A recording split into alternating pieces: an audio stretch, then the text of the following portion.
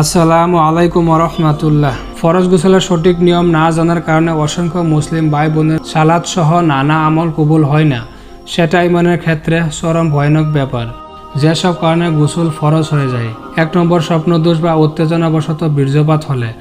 2 নম্বর, নারী পুরুষ মিলনে, সহবাসে বীর্যপাত হোক আর নাই হোক। 3 নম্বর, মেয়েদের হায়েস নিফাস শেষ হলে। 4 নম্বর, ইসলাম গ্রহণ করলে, নব মুসলিম হলে। এখন জেনে নিন ফরজ গোসলের সঠিক নিয়ম। 1 নম্বর, গোসলের জন্য মনে মনে নিয়ত করতে হবে। 2 নম্বর, প্রথমে 2 আয়াত কবজি পর্যন্ত 3 বার ধুতে হবে। 3 নম্বর, এরপর ডান হাতে পানি নিয়ে বাম হাত দিয়ে লজ্জাস্থান এবং তারপর আশপাশ ভালো করে ধুতে হবে। শরীরের অন্য কোনো জায়গায় বীর্য বা নাপাকি লেগে থাকলে সেটাও ধুতে হবে। 4 নম্বর, এবার বাম হাতকে ভালো করে ধুয়ে ফেলতে হবে। 5 নম্বর, অজুর নিয়মের মতো করে অজু করতে হবে, তবে 2 পা ধোয়া যাবে না। 6 নম্বর, অজু শেষে মাথায় 3 বার পানি ঢালতে হবে। 7 নম্বর, এবার সমস্ত শরীর ধোয়ার জন্য প্রথমে 3 বার ডানে, তারপর 3 বার বামে পানি ঢেলে ভালোভাবে ধুতে হবে, যেন শরীরের কোনো অংশই বা কোনো লোম শুকানো না থাকে।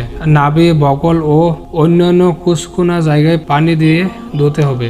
8 নম্বর, সবার শেষে একটু অন্য জায়গায় সরে 2 পা 3 বার ভালোভাবে ধুতে হবে। মনে রাখবেন, পুরুষের দাড়ি ও মাথার চুল এবং মহিলাদের চুল ভালোভাবে ভিজতে হবে। এই নিয়মে গোসলের পর নতুন করে আর অজু করার দরকার নাই, যদি অজু না ভাঙে। আল্লাহ আমাদের সঠিকভাবে কোরআন ও সহিহ সুন্নাহ মেনে চলার তৌফিক দিক এবং পূর্বের না জেনে করা ভুল ক্ষমা করুক। আমিন।